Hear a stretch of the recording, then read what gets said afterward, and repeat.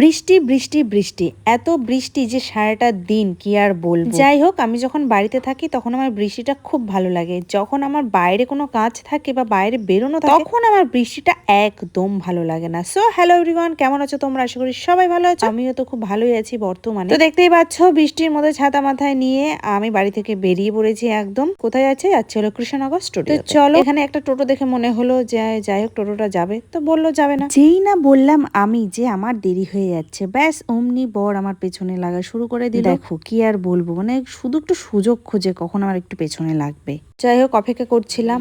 সামনে থেকে প্রমাণ করতে চাই যে আমি একজন ভালো হাজবেন্ড, এর জন্য সবসময় বোর পেছনে থাকি। ঠিক আছে, চলো। তাহলে শেষমেশ তোমার টোটোটা চলেই আসলো। চলো।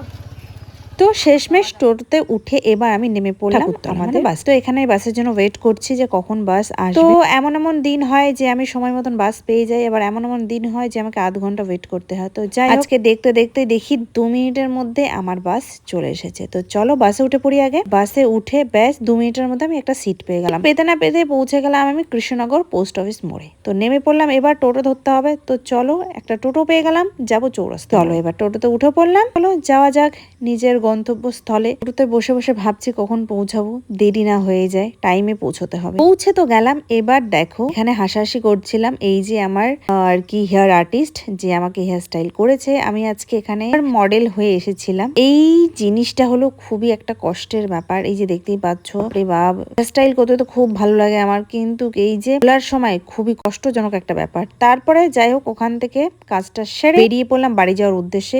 স্টুডিওর দরজা খুলেই দেখি বৃষ্টি।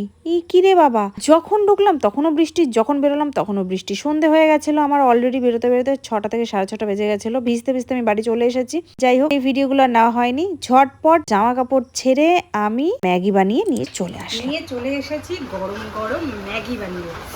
খুব খিদে পেয়েছে, খিদে আমি থাকতে পারছি না। চলো আগে ম্যাগিটা খেয়ে নিই। খুবই গরম, খুবই। তো বরের জন্য এনেছি, আমার জন্য এনেছি।